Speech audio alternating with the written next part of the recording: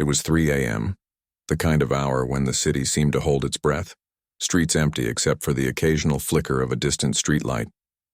Shonda had just returned from her late shift at the hospital, exhaustion weighing on her body like lead. She stepped into her apartment, the familiar scent of lavender air freshener greeting her as if it were a small comfort against the loneliness of the night. Biscuit, her fluffy orange cat, padded along the floor, rubbing against her legs in a quiet welcome.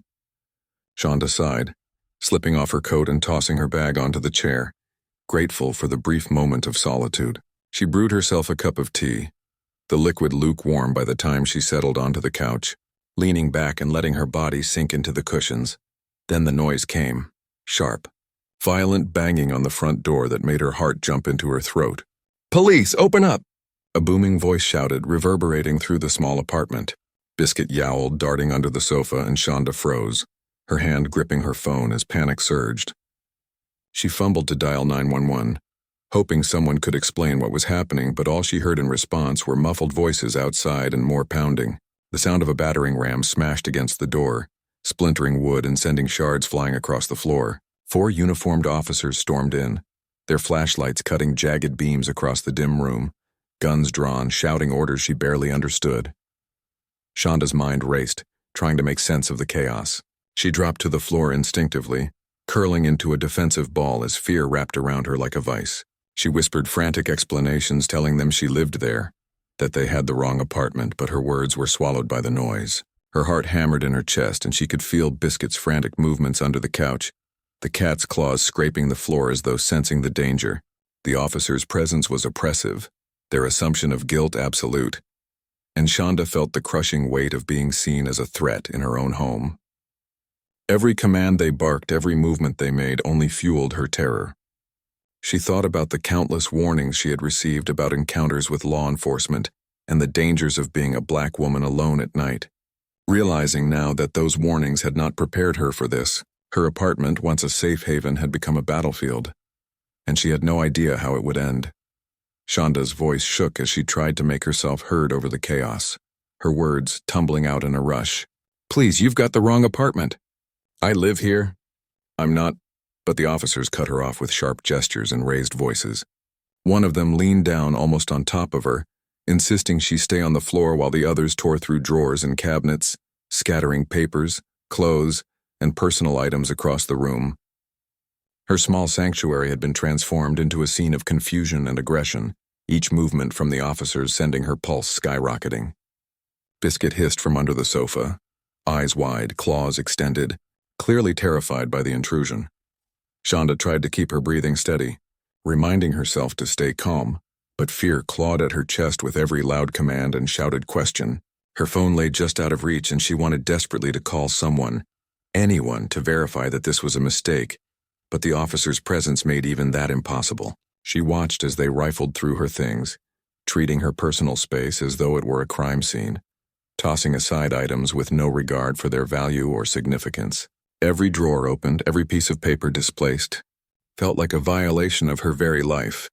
The room seemed to shrink around her, filled with the smell of fear and authority, the sound of Biscuit's frantic scratching, the sharp voices and boots hitting the floor. She could feel the weight of judgment in their eyes, the assumption that she was guilty of some unknown crime, though her mind raced to remind her she had done nothing wrong. Neighbors might be awake, peeking from behind curtains, but no one intervened, and she felt painfully alone. She thought about the warnings she had grown up with, about the danger of interactions with law enforcement, and now those fears were no longer abstract. They were unfolding in real time around her. Shonda curled tighter into herself, praying that somehow this nightmare would end without her being harmed, that someone would realize the mistake before it was too late. Every passing second stretched endlessly, and she couldn't stop imagining the worst. The officer's presence a looming shadow over every thought, every heartbeat. Then came the pause, sudden and almost surreal, as if the world itself had taken a breath and held it. One of the younger officers, who had been rifling through the scattered papers and drawers with a kind of mechanical intensity, froze mid-motion. He picked up a document from the kitchen counter, squinting under the harsh beam of his flashlight. His fingers trembled slightly as he read, and his voice wavered when he finally spoke. "Wait, this says Federal Prosecutor." The words hung in the air, heavy and disbelieving. like a spell that momentarily stopped everything around them.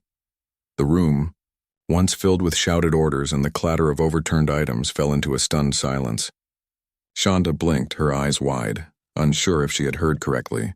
The officers who had moments ago treated her like a criminal now shifted uneasily, their confidence slipping as they glanced at each other. The leader of the team slowly lowered his weapon, his face draining of color as realization dawned.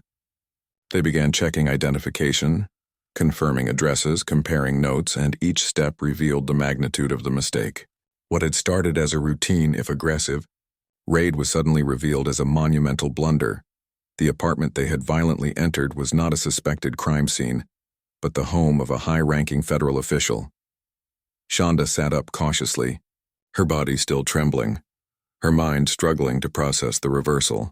Relief began to bubble beneath the surface, but it was intertwined with disbelief and lingering fear.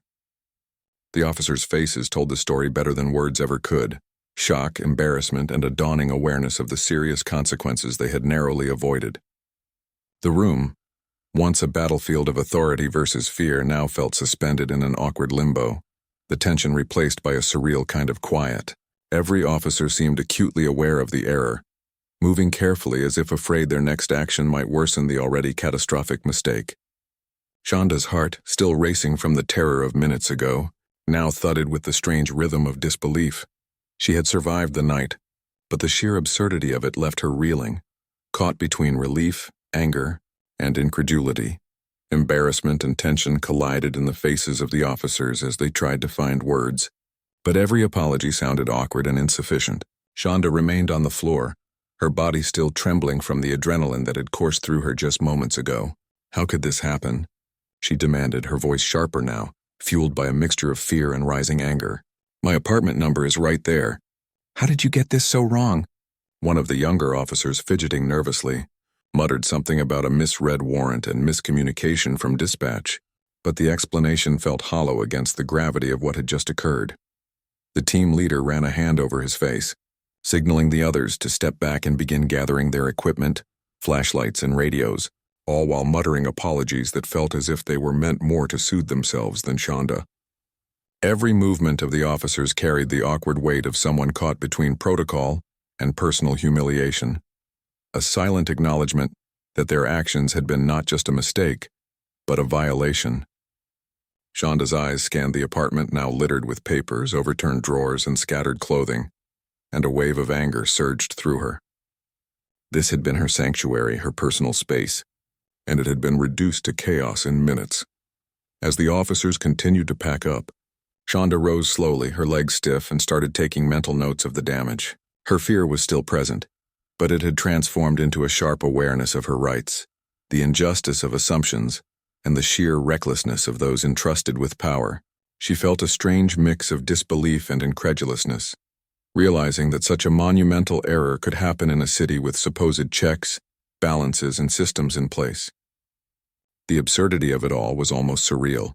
Trained officers, acting on official orders, had burst into her home, weapons drawn, only to discover they had violated the very law they were meant to enforce.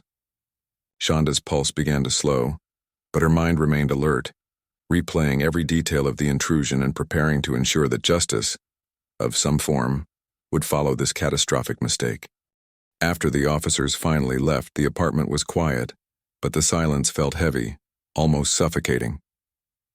Shonda sat on the floor amidst the scattered papers, upturned drawers, and remnants of her shattered sense of security. Biscuit cautiously crept out from under the sofa, brushing against her leg, sensing her lingering fear. She ran a hand through her hair, still trembling from the adrenaline that had gripped her body, and tried to calm herself. Her chest rose and fell rapidly, and the echo of the officer's boots and shouted commands still rang in her ears. She picked up her phone, her fingers shaking, and began documenting everything. What had happened, what had been taken or damaged, and the sequence of events. Each word she typed felt like an attempt to reclaim control, a way to assert that she was not powerless. The reality of what had occurred sank in gradually. This was not just a mistake. It was a violation of her home, her safety, and her dignity. Shonda thought about how quickly a routine night could turn into a nightmare, How easily assumptions and errors of authority could destroy the fragile sense of security she had built for herself. She called her lawyer, outlining the situation in detail, while also preparing herself for the emotional and bureaucratic battle that was surely to come. As she spoke, her voice wavered at times, but there was a growing edge of determination beneath the fear, a resolve to not let this incident define her. Outside, the city continued its quiet slumber, oblivious to the trauma that had occurred within these walls. News of the botched raid spread quickly, neighbors whispered, and social media amplified the story. Reporters reached out, some sympathetic, some eager for sensational details, and the police department issued an official apology. Shonda read, the statements, each one feeling distant compared to the reality she had just lived through. Sitting there, surrounded by the remnants of chaos, she realized that her sense of normalcy had been shattered but not broken entirely. With Biscuit curled against her, she allowed herself a long, shaky breath, vowing to turn this terrifying experience into a story of resilience. She would not let fear dictate her life. Instead, she would use it as a reminder of her own strength, the importance of vigilance, and the absurd fragility of power when wielded without care.